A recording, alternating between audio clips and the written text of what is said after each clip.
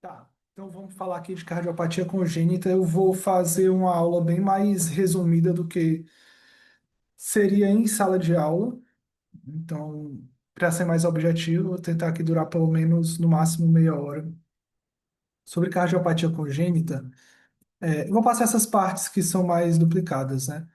O que a gente precisa saber é que existe uma regra de ouro para que a gente tenha em mente quais vão ser todas as alterações ou todos os achados de alguma patologia específica de alguma cardiopatia congênita específica. Qual seria essa regra de ouro? Basicamente que o sangue vai do local de maior pressão para o local de menor pressão. Isso é lógico, isso é física, isso funciona para qualquer coisa além de cardiopatia congênita. Então, geralmente, algo vai do local de menor pressão, de maior pressão, perdão, para o de menor pressão. Então, se a gente tiver isso em mente para o sangue e souber onde está o defeito estrutural, a gente consegue chegar nas alterações clínicas que aquele paciente pode apresentar a depender da cardiopatia. Então, primeiramente, a gente tem que entender como é a circulação fetal, tá? Que a circulação fetal é diferente da nossa circulação quando saímos do útero. Basicamente, existem três estruturas diferentes na circulação fetal em relação à circulação fora do útero. Quais seriam essas três estruturas? Deixa eu ver onde é que boto isso aqui, hein? Deixar aqui em cima mesmo. Quais seriam essas três estruturas? O ducto venoso, o forame oval e o canal arterial. Como é que elas funcionam e por que que elas existem? No período intraútero, a gente tem que ter em mente que quem faz a troca gasosa é a placenta, não é o pulmão. Então, a pressão do pulmão costuma estar bem elevada em relação ao que ela é no extraútero. Então, o que é que acontece? Quando o bebê está lá na barriga da mãe, quem vai fazer a troca gasosa é a placenta. O sangue vai chegar oxigenado, vai subir pelo ducto venoso e vai chegar lá do lado direito do coração. Supostamente, fora do útero, quando o sangue chega do lado direito, ele vai para o átrio direito, ventrículo direito, e logo depois ele vai para a pulmonar e chega lá no pulmão. Ok. Mas temos que lembrar que, intraútero, a pressão pulmonar está muito elevada. Então, o bebê precisa de alguma estrutura que faça com que o sangue oxigenado que está à direita chegue do lado esquerdo para ir para o restante do corpo. Quais seriam essas estruturas? São exatamente essas outras duas, o forame oval e o canal arterial. Tá? Então, quais seriam elas? O forame oval, basicamente, seria uma estrutura aqui entre os dois átrios, que faria com que o sangue oxigenado fosse do lado direito para o lado esquerdo, e o canal arterial, ele fica aqui comunicando a pulmonar com a aorta. Então, na hora que o sangue vai para a pulmonar, como vai ser muito difícil chegar no pulmão, ele vai desviar e vai para a aorta. E aí, esse sangue que já está oxigenado, porque ele veio lá da placenta, ele vai para o lado esquerdo e vai depois para o restante do corpo. Então, qual a diferença? No bebê, a gente precisa dessas três estruturas para que haja a oxigenação do corpo. O ducto venoso, que basicamente é por onde vai chegar o sangue oxigenado da placenta.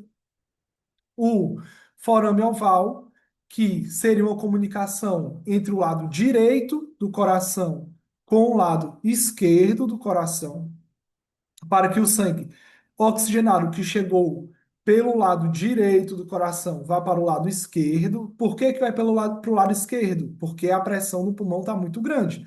Então o sangue não consegue chegar lá. E teríamos que ter também, na verdade, temos também no período intraútero, o canal arterial, que vai ligar a pulmonar com a aorta. Na hora que o sangue vai para a pulmonar, o sangue oxigenado, ele não vai conseguir passar para o pulmão. Por quê? Porque a pressão do pulmão está muito alta. Então ele vai da pulmonar para a alta. Mas isso aqui é só para saber que no período intraútero existem estruturas diferentes, que também elas podem persistir e dar algumas cardiopatias depois, que a gente vai falar mais lá na frente. Mas propriamente sobre as cardiopatias, a gente tem que saber que é o defeito congênito mais comum que existe. Então, entre todas as alterações congênitas, é, por exemplo, alguma alteração pulmonar congênita, alguma alteração de extremidades congênitas, o mais comum de todos é a cardiopatia congênita. Ele atinge mais ou menos 1% dos recém-nascidos, e a gente vai ter dois grandes grupos. A gente pode dividir as cardiopatias em dois grandes grupos, que são as cardiopatias cianóticas e as cardiopatias acianóticas. Existem outras formas também de fazer essa divisão. Tem gente que coloca, tem gente que eu digo, a Sociedade Brasileira de Pediatria, que coloca como cardiopatias críticas ou não críticas, mas fisiologicamente ou fisiopatologicamente é preferível, é mais fácil, na verdade, pensar nas cardiopatias cianóticas e acianóticas. Então, geralmente, a gente vai dar um nome da cardiopatia com nome e sobrenome da mãe e do pai. Vocês vão ver o porquê. Porque além da gente falar cardiopatia tal, se ela é cianótica ou acianótica, a gente também vai ter que dizer se ela é de hiperfluxo ou hipofluxo pulmonar, que eu vou explicar já já. Então, quando é que a gente vai suspeitar de uma cardiopatia? Temos alguns sinais ou sintomas, como um recém-nascido que ele tem um desconforto respiratório persistente, principalmente no período neonatal, principalmente depois que nasceu, teve desconforto respiratório e ofertar oxigênio. Porque se fosse um problema pulmonar, com a oferta de oxigênio, teoricamente, esse paciente melhoraria. Mas se ele não melhorar, você também tem que pensar numa cardiopatia congênita. Não obrigatoriamente só nesse aspecto de o paciente que não melhorou com oxigênio, mas também aquele paciente que, com o passar dos meses, ele continua com um desconforto respiratório persistente. É uma criança que sempre está cansadinha, tem dificuldade na hora de amamentar, ou então uma criança que, por vezes, tem cianose, claramente, né? Mas o desconforto respiratório persistente tem que pensar em cardiopatia congênita. Dificuldade de ganhar peso. Criança com dificuldade de ganhar peso tem que pensar em cardiopatia congênita. Por quê? Porque aquela alteração cardíaca faz com que haja uma demanda metabólica muito maior para aquele paciente. Então, mesmo ele comendo adequadamente, ele vai ter uma dificuldade de ganhar peso. E às vezes também o paciente ele tem dificuldade de mamar. Então, ele vai mamar de forma ineficiente e não vai ganhar peso. Sudorese, que nem eu agora estou morrendo de calor, acho que eu vou pausar só para botar um ventilador aqui, mas sudorese também é sinal de cardiopatia congênita. Infecções recorrentes. Por que infecções recorrentes? Algumas vezes os pacientes eles vão ter um quadro de hiperfluxo pulmonar, ou seja, vai chegar mais sangue no pulmão daquele paciente. Se chegar mais sangue no pulmão daquele paciente, ele vai ter uma maior chance de ter infecções respiratórias, principalmente infecções respiratórias. Deixa eu ver se está gravando. Está gravando. O medo de não estar gravando, oh, meu Deus.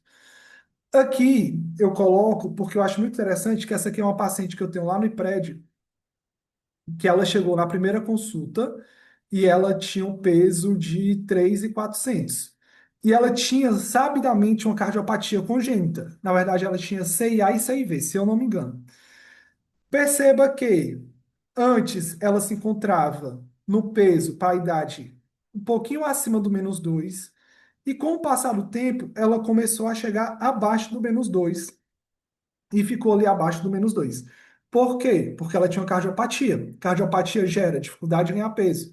Cardiopatia gera uma dificuldade de amamentar, uma dificuldade de se alimentar. Porém, aqui no dia, por volta de janeiro, dia 13/1, ela voltou para uma consulta, ainda no -2, e depois dessa consulta ela fez a cirurgia de correção. Na consulta seguinte, que não deveria ter sido com esse intervalo todo, mas foi porque ela fez a cirurgia e ficou internada, ela já voltou com um peso bem melhor, se aproximando ali do Z0. Tá, então vou pausar porque vou botar o ventilador necessário, só um minuto.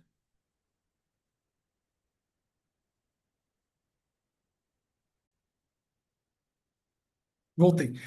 Então, a gente tem que saber que existem dois tipos principais de cardiopatia, que seriam as cardiopatias cianóticas e as cardiopatias acianóticas, tá? A gente vai começar falando das cardiopatias congênitas acianóticas. E entre elas, a gente tem que ter em mente que alguns grupos vão ter sobrecarga de volume, e quando eu digo sobrecarga de volume, geralmente eu quero dizer hiperfluxo pulmonar, vai estar chegando mais sangue naquele pulmão do paciente, e vão ter outras que vão ter sobrecarga de pressão, tá? Então a gente vai começar falando sobre as que dão sobrecarga de volume, que são as principais, são as mais comuns. CIA, comunicação interatrial, CIV, comunicação interventricular, PCA, persistência do canal arterial e DSAV, defeito do septo atrioventricular. A gente vai começar falando sobre a CIA, que é a comunicação interatrial. Então, como é que funcionaria o coração normal? O sangue chegaria aqui no átrio direito, passaria pelo ventrículo direito, subiria aqui para a pulmonar, iria para o pulmão, ou para os pulmões, no caso, retornaria para o átrio esquerdo, desceria para o ventrículo esquerdo e subiria para a aorta para ir para o corpo. Lembrando que, antes de falar propriamente da CIA, a gente tem alguns. Vocês têm que saber quais são os focos pulmonares. Esse aqui, na região external, borda superior external direita, seria o foco aórtico. Borda external superior esquerda, foco pulmonar. Mais embaixo, teríamos o tricúspide e mais embaixo, teríamos o mitral. Nos adultos, a gente costuma falar é, sobre aórtico, pulmonar, tricúspide ou mitral. Nas crianças, a gente costuma mais falar sobre borda external esquerda alta, borda external esquerda baixa, borda external direita alta, tá? Mas, enfim, só para lembrar aqui das áreas. O que seria a CIA? A CIA é uma comunicação entre os átrios. Então, eu tenho um buraco entre o átrio esquerdo e o átrio direito. Qual a regra de ouro? O sangue vai do local de maior pressão para o local de menor pressão. Onde é o local de maior pressão? O local de maior pressão é o coração esquerdo. Logo, eu vou ter que, como a pressão é maior aqui, uma parte do sangue que chega no átrio esquerdo vai ser direcionada para o átrio direito, ok? Tá. Se tem sangue turbilhonando numa região, num buraquinho, dentro do coração do paciente, é possível você ouvir um sopro, tá? Então é possível você ter um sopro nos pacientes com CIA. Além disso, se eu tenho mais sangue chegando no lado direito, no átrio direito, eu vou ter mais sangue chegando no ventrículo direito. Se eu tenho mais sangue chegando no ventrículo direito, a pulmonar desse paciente sempre vai demorar um pouquinho mais a fechar. O que é que acontece? A B2, que basicamente seria o fechamento da aórtica e pulmonar, ela vai ser desdobrada. Por quê? Porque você vai sempre ouvir depois a pulmonar se fechando. Então, nesses pacientes com CIA, a gente vai ter um desdobramento fixo de B2. Então, nos pacientes com CIA, eu vou ter um desdobramento fixo de B2. E geralmente é assim que vai ter descrito numa questão de prova, e geralmente é assim que a gente vai ver na prática. O paciente com CIA, ele tem desdobramento fixo de B2, tá? Então, o paciente com CIA, o principal achado vai ser esse desdobramento fixo de B2, que eu já falei 7 vezes agora de forma consecutiva. Mas, enfim. Além disso, como ele tem um buraco entre os dois átrios, você pode ter um sopro sistólico, um sopro durante a sístole. Em que foco? Foco pulmonar. Porém, vamos lá, vai estar chegando mais sangue no lado direito do coração desse paciente. Vai estar chegando mais sangue aqui. Então, durante a diástole, que seria o momento que sairia o sangue do átrio direito para o ventrículo direito, pode haver um sopro. Então, vai ter um sopro diastólico em tricúspide. Por quê? Porque, como eu vou ter mais sangue, é como se eu tivesse mais conteúdo passando no menor espaço. Se eu tenho mais conteúdo passando no menor espaço, eu também posso ter um sopro. Porém, o principal achado de CIA é desdobramento fixo de B2. Mas pode ter um sopro sistólico na pulmonar e um diastólico na tricúspide. Quais são os sintomas? Geralmente, CIA não dá tanto sintoma, mas se tiver sintoma, pode ter sintomas de insuficiência cardíaca. Por quê? Concordam que, se chegar mais sangue do lado direito, no átrio direito, vai mais sangue para o ventrículo direito, vai mais sangue para a pulmonar. Se for mais sangue para a pulmonar, vai chegar mais sangue no pulmão.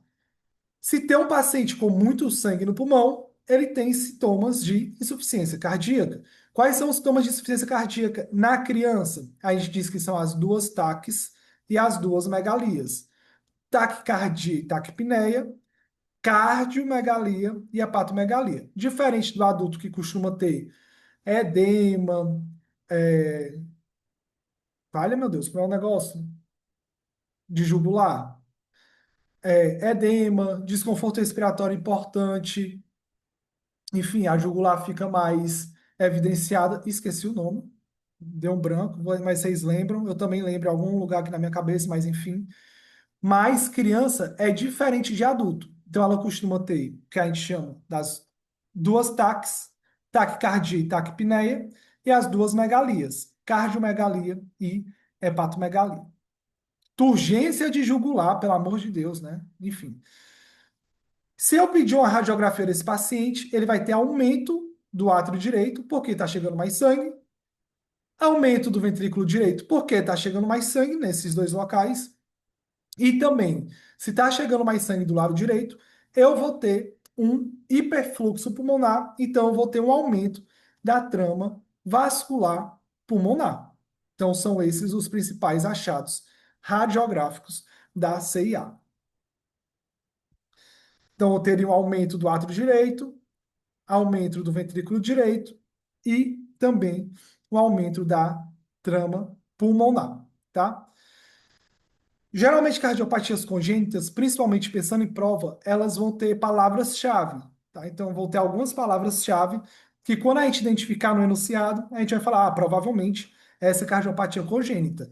A da CIA, como eu falei 352 vezes, a palavra-chave da CIA é desdobramento fixo de B2. Por quê? Porque chega mais sangue na pulmonar. Se chega mais sangue na pulmonar, ela fecha atrasada. Se ela fecha atrasada, eu tenho um desdobramento fixo de B2. Como é que eu faço o diagnóstico das cardiopatias congênitas? Simples. Ecocardiograma. De praticamente todas, o diagnóstico vai ser baseado em ecocardiograma. E o tratamento, na maioria das vezes, e em quase todas as cardiopatias congênitas, será um tratamento cirúrgico. Ah, eu preciso saber o nome da cirurgia? Um dia precisará. Hoje não. Tem que saber que o tratamento é cirúrgico. Então, qual é o nome dessa cardiopatia congênita?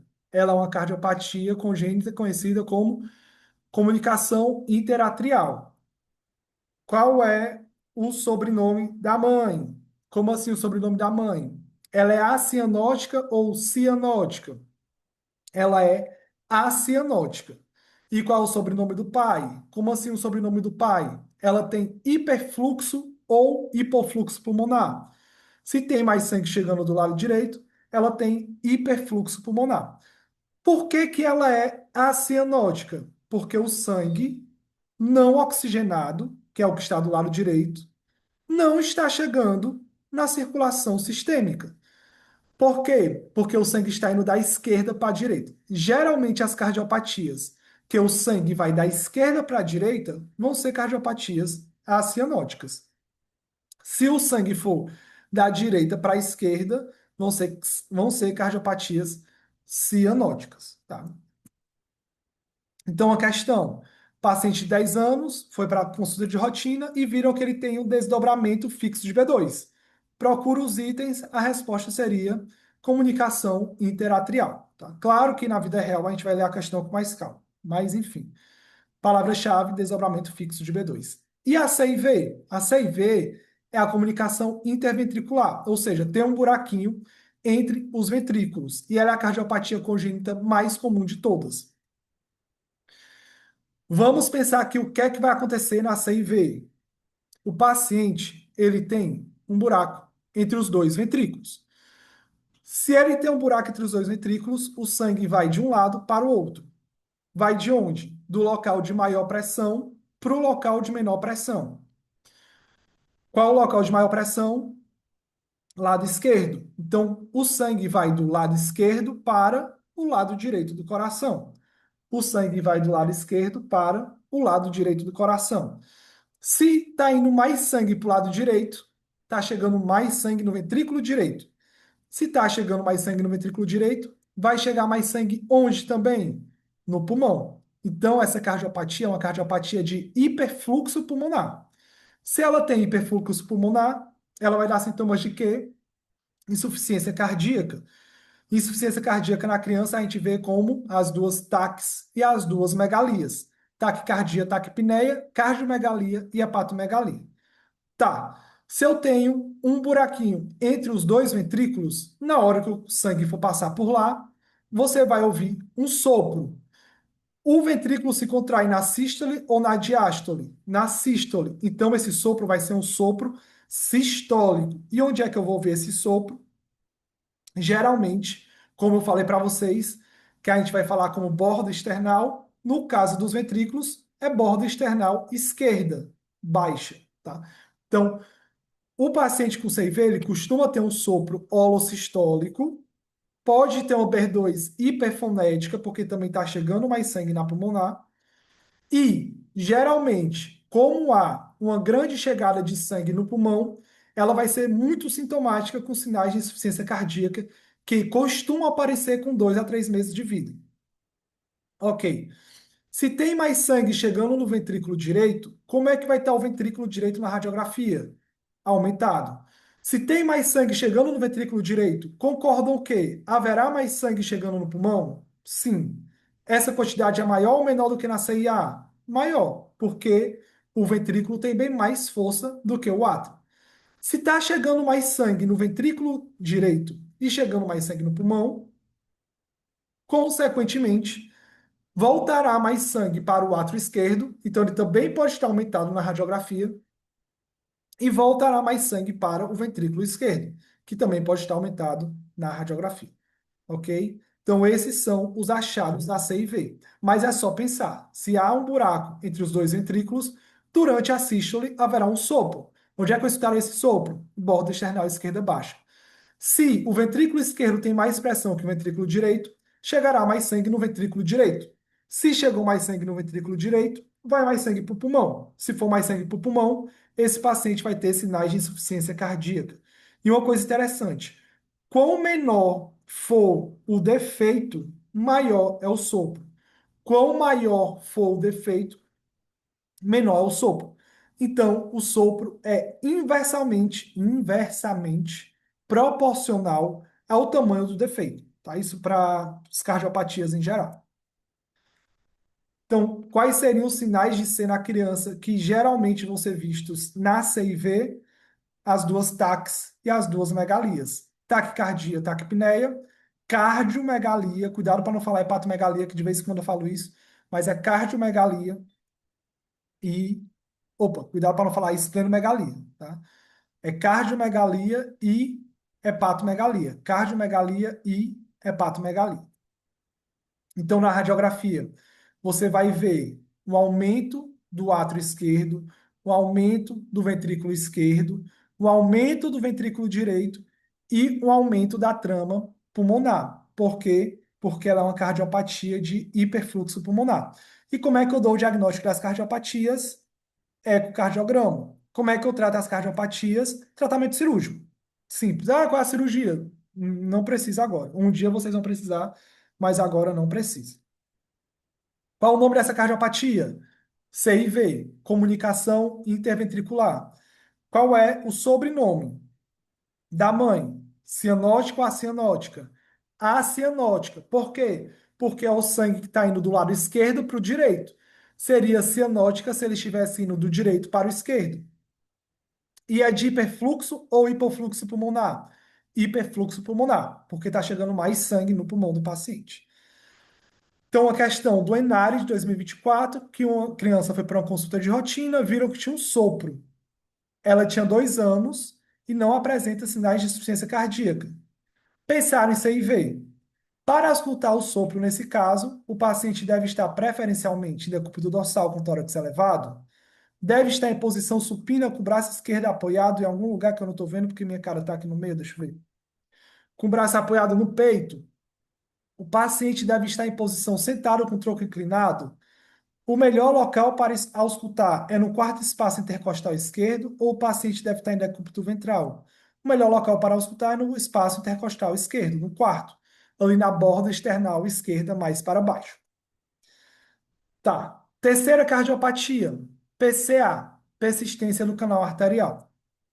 Vocês lembram que eu falei que o canal arterial era aquela estrutura que na região, no período intraútero, é extremamente essencial para que haja uma transferência do sangue oxigenado do lado direito para o lado esquerdo, da pulmonar para a aorta.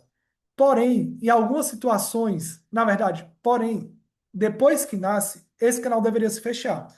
E de forma funcional, ele costuma se fechar dentro das primeiras 15 a 48 horas de vida. Entretanto, em algumas situações, esse canal persiste funcionante, persiste aberto. Qual o problema? Sempre haverá uma fuga do sangue da pulmonar para a aorta. Então, esse paciente pode ter alguma sintomatologia. Quais seriam as sintomatologias de PCA, de persistência no canal arterial? O principal, a palavra-chave aqui é sopro em maquinaria, ou sopro em maquinária, que é aquele sopro que é contínuo, uma hora mais alta, uma hora mais baixa. Por quê? Porque sempre vai haver uma transferência de sangue da pulmonar para a aorta. Então, esse paciente sempre vai ter um sopro, tá? Se está passando sangue por um local, por um buraquinho, no caso não é um buraquinho, né? É um canal, que não deveria existir, sempre vai haver um sopro, tanto na sístole quanto na diástole. E esse sopro vai se encontrar em região infraclavicular esquerda. Além disso, esse paciente pode ter pulsos amplos e PA divergente, porque vai haver um roubo de sangue da entre a aorta e pulmonar, entre a aorta e pulmonar, né? Uma parte do sangue vai agora fora do útero, da aorta para a pulmonar. Ok. Então esses são os principais achados de PCA. Em quem é mais comum? Prematuros. Por quê? Porque os prematuros, eles geralmente têm um estado inflamatório mais exacerbado. E se eu tenho mais inflamação, eu tenho mais liberação de prostaglandinas. E as prostaglandinas, elas mantêm uma vasodilatação. Então, esses pacientes costumam ter uma persistência desse canal, porque vai ter mais prostaglandina mantendo aquele canal aberto. E quais seriam os achados na radiografia? Aumento do ventrículo esquerdo e aumento do átrio esquerdo.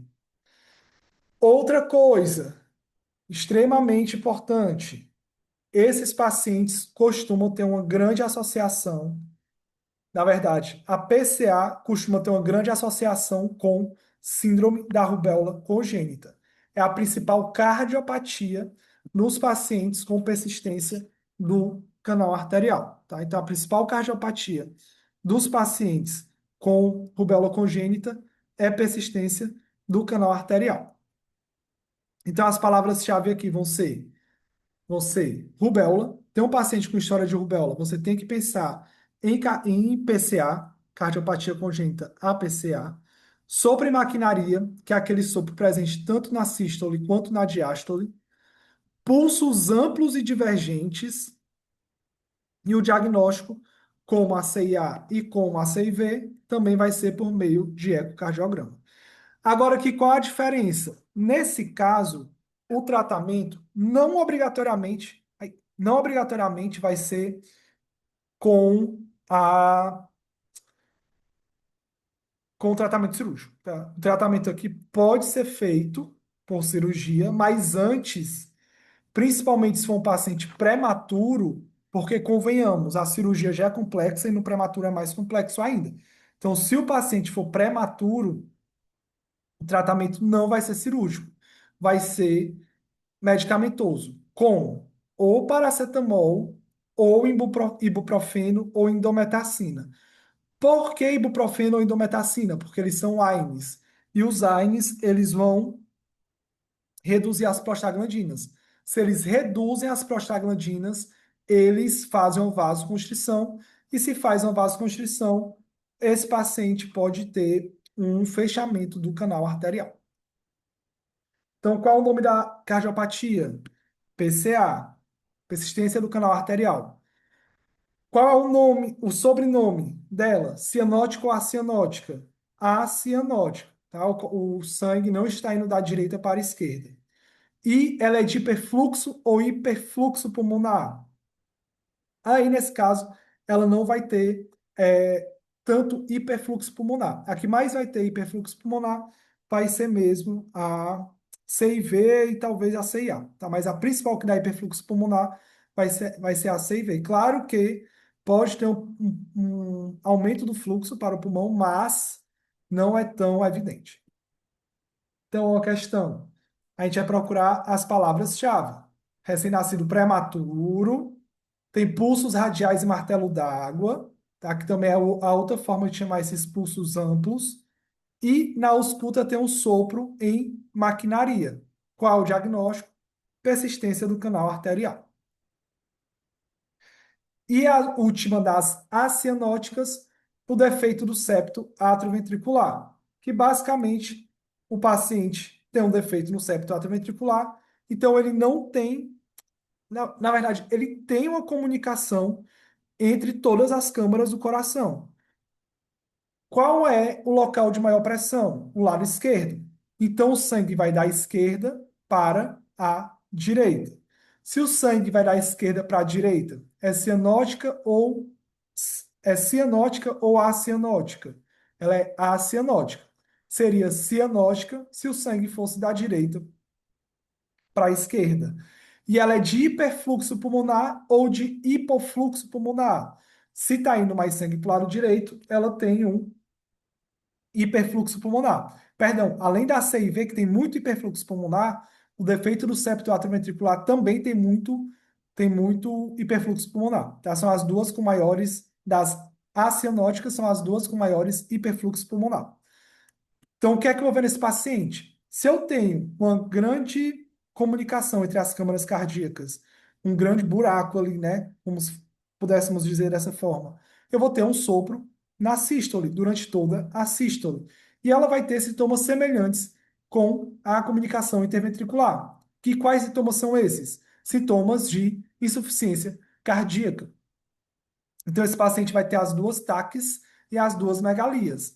Taquipneia, taquicardia, cardiomegalia e hepatomegalia. Ela é pouco comum, porém, palavra-chave aqui vai ser síndrome de Down. Pacientes com síndrome de Down, a principal cardiopatia congênita deles é defeito do septo atrioventricular. E 50% dos pacientes com síndrome de Down podem apresentar cardiopatia congênita, sendo delas a principal, DSAV, defeito do septo atrioventricular. Como é que faz o diagnóstico? Como todas as outras, ecocardiograma. E qual a palavra-chave aqui? Síndrome de Down. Então, vocês, como é que fariam o tratamento desse paciente? Como todas as outras, menos, por enquanto, a PCA, que seria medicamentoso, principalmente prematuros. O tratamento é cirúrgico, tá? Então, uma questão aqui. Um paciente com um mês de vida está com dificuldade de mamar e dispneia, então ele tem sintomas de insuficiência cardíaca e ele tem estigmas compatíveis com síndrome de Down, com a cardiopatia, defeito do septo atrioventricular completo. É um paciente com síndrome de Down, tem que pensar em defeito do septo atrioventricular. Ah, e se não tivesse defeito do septo atrioventricular aqui, qual poderia ser a resposta? Poderia ser o CIV, apesar de não ter CIV aqui também, mas como a CIV é a mais comum de todas, e a CIV, ela também dá sintomas de IC, aqui poderia ser um caso de CIV. Mas nos pacientes com síndrome de Down, a principal é defeito do septo atrioventricular.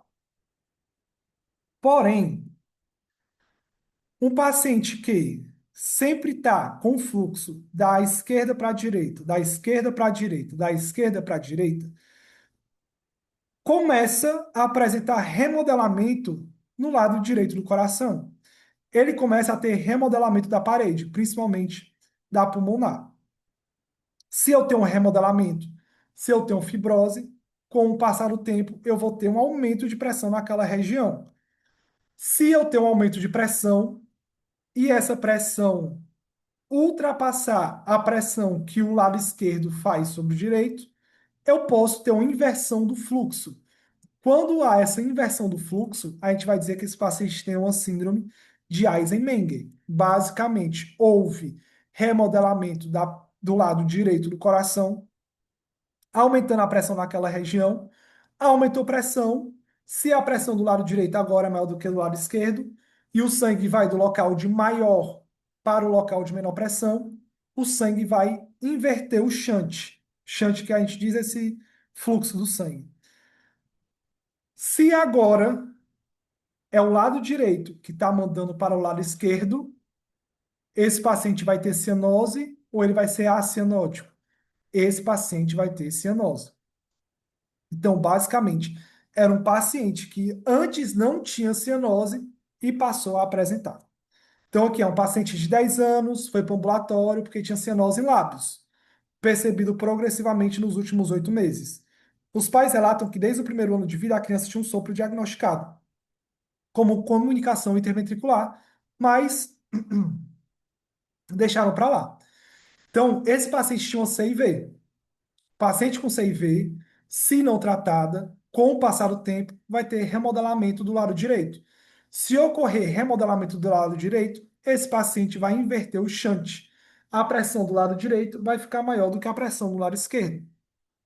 Se a pressão ficou maior, esse paciente vai ter um fluxo de sangue da direita para a esquerda, vai ficar cianótico. Qual o nome disso?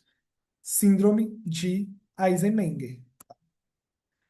Tá, essas foram a de sobrecarga de volume. Por que sobrecarga de volume? Porque todas elas costumam ter um pouco de hiperfluxo pulmonar.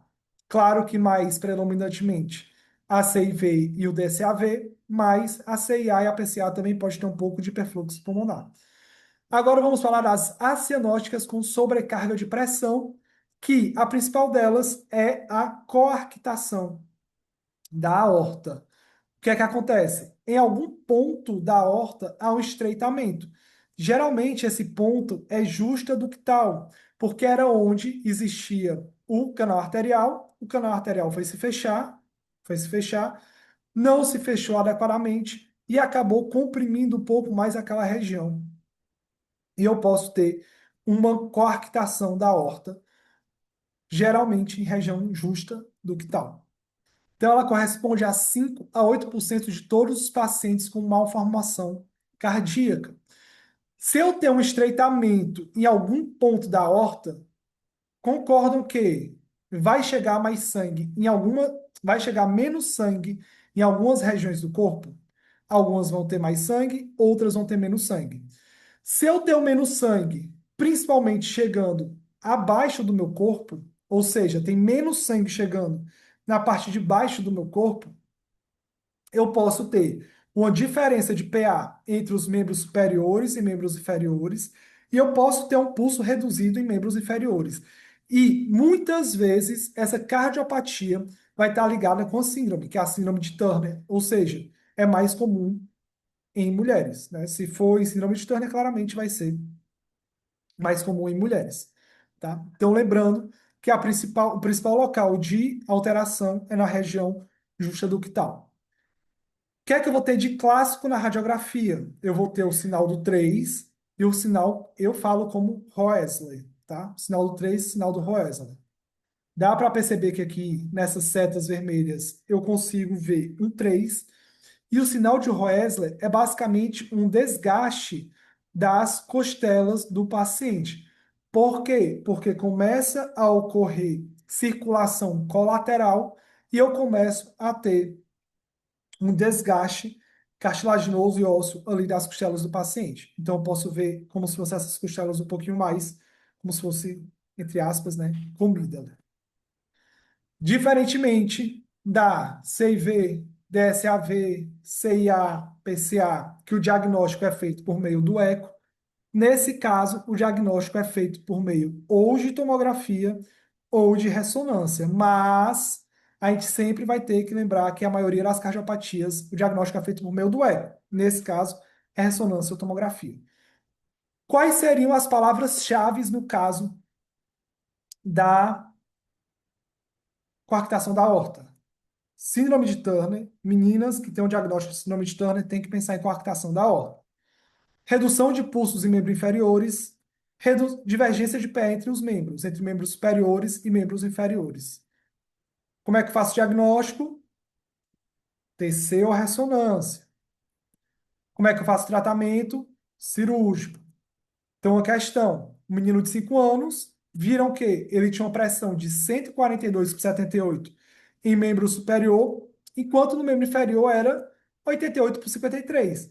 Então, uma divergência muito relevante na pressão desse paciente entre membro superior e membro inferior. Qual o diagnóstico? Coarctação da aorta.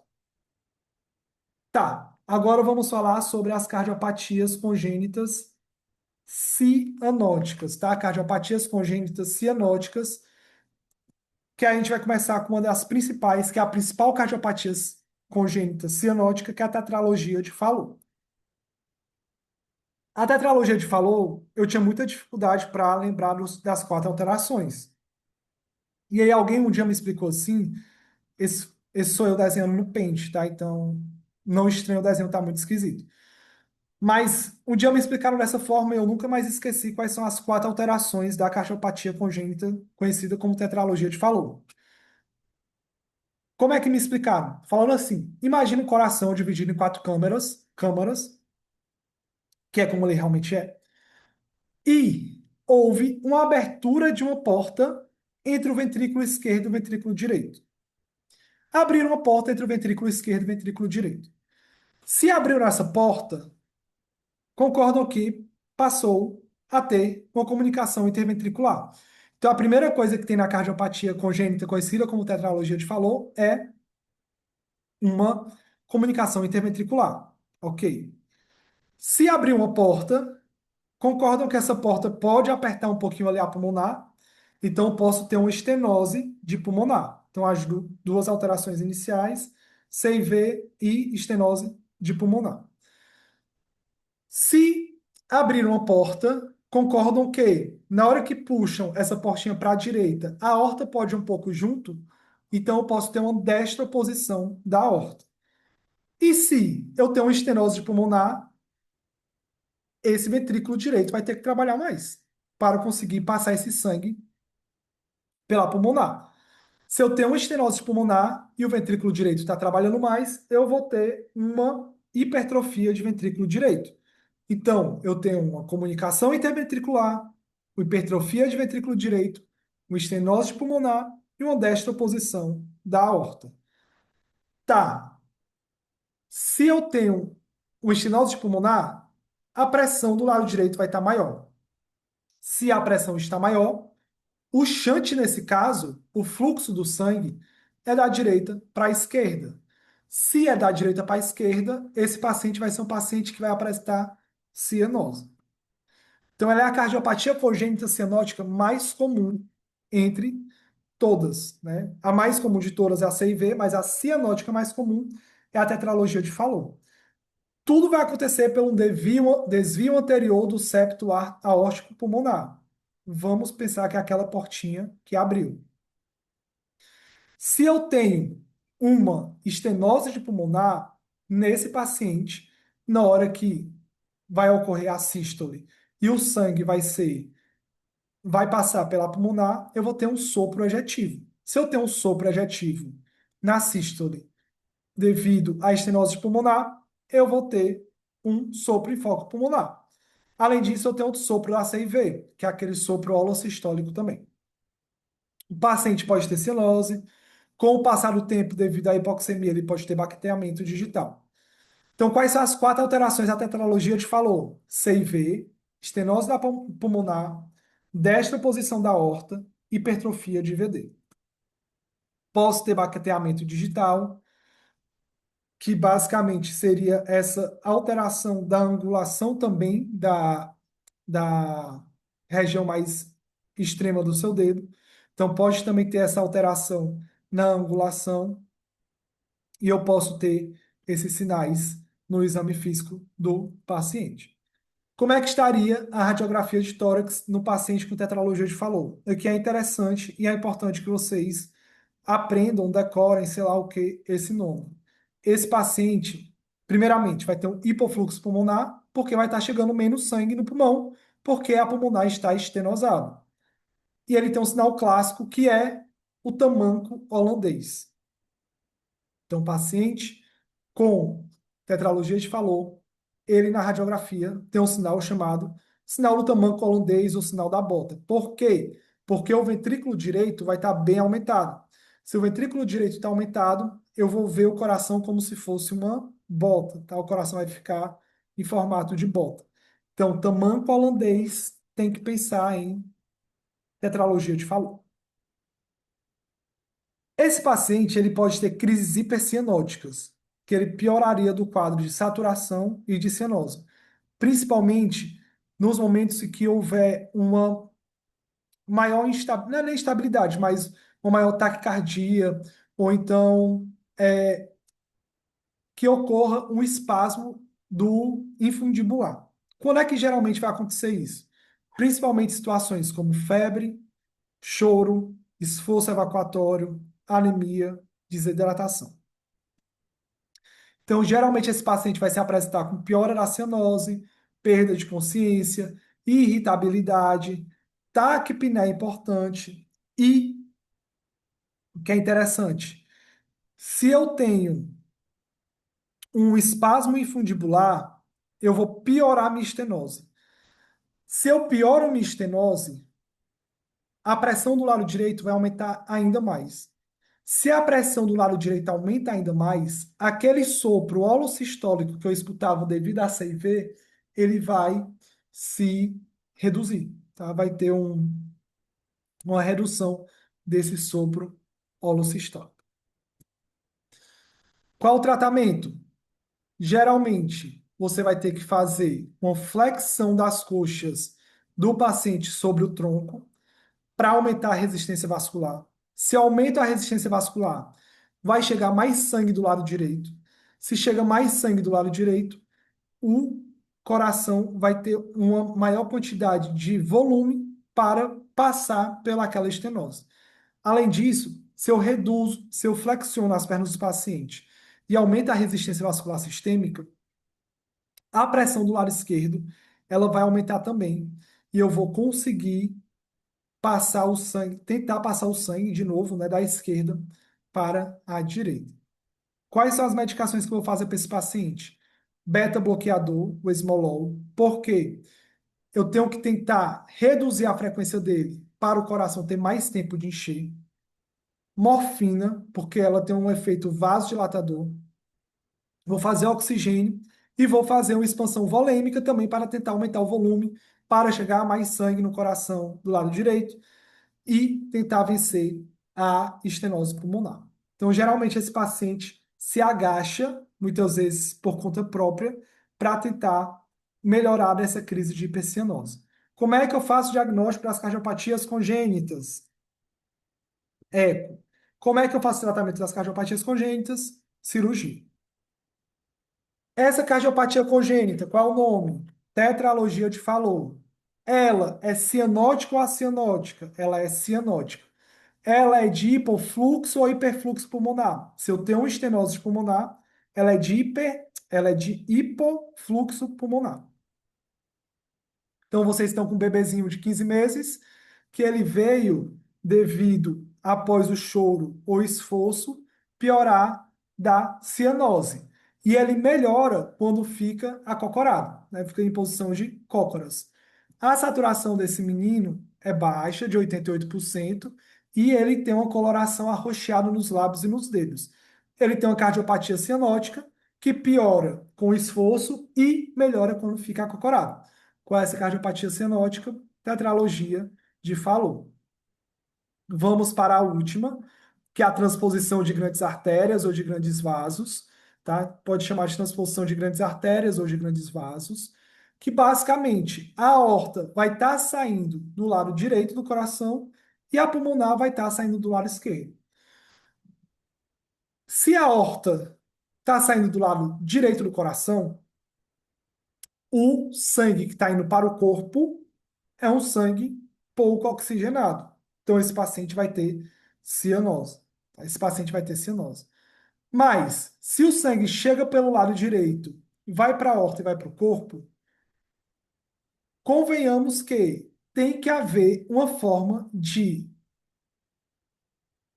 comunicar o lado direito com o lado esquerdo. Porque senão, vai chegar pelo lado direito, vai para a aorta, vai pelo corpo, vai estar no pulmão, vai chegar do lado esquerdo, vai para pulmonar e volta para o pulmão. Então, o sangue sempre vai estar circulando ali, pulmão, lado esquerdo, pulmão, lado direito, corpo, lado direito, corpo.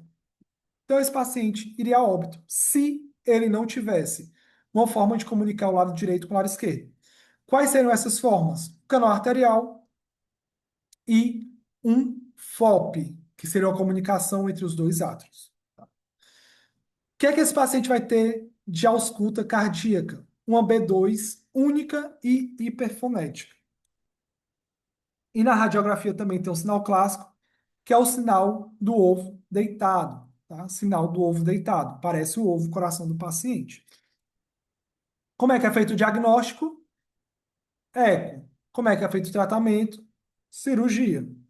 Mas, aqui o que é interessante, se eu tenho que obrigatoriamente ter um canal arterial para esse paciente sobreviver, eu tenho que fazer com que esse canal se mantenha aberto. Como é que eu mantenho o canal arterial aberto? Dando prostaglandina para esse paciente. Porque, lembrando que, como é que eu fecho o canal? Anti-inflamatórios, porque eles reduzem a prostaglandina. Como é que eu mantenho o canal? Prostaglandina. Então, eu vou dar prostaglandina para esse paciente. A gente também tem outras cardiopatias, que a gente são as cardiopatias críticas, como hipoplasia do ventrículo esquerdo, atresia tricúspide, atresia pulmonar sem CIV e drenagem anômala de veias pulmonares.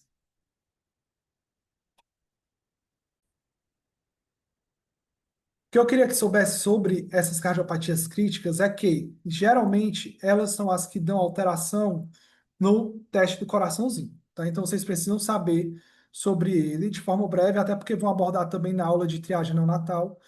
Mas, basicamente, o teste do coraçãozinho, ou o teste da oximetria de pulso, ele vai ser feito entre 24 e 48 horas de vida nas crianças que nasceram com mais de 35 semanas, e vocês vão colocar o oxímetro na mão direita e em um dos membros inferiores. Se a saturação, qualquer um desses, der menor do que 89, esse teste já está positivo. E esse paciente já precisa fazer uma avaliação cardiológica completa e um eco. Tá? Se o teste tiver maior do que 95% e a diferença for menor ou igual a 3%, tá tudo bem. Vida que segue para esse paciente. Porém, que é onde complica e onde houve mudança há mais ou menos 3 anos, é esse meio termo, que é quando ele dá indeterminado. Então, se alguma das saturações der entre 90% e 94% e tiver uma diferença maior ou igual a 4%, você tem que repetir o teste depois de 1 hora. Se mantiver da mesma forma, você repete com 1 hora.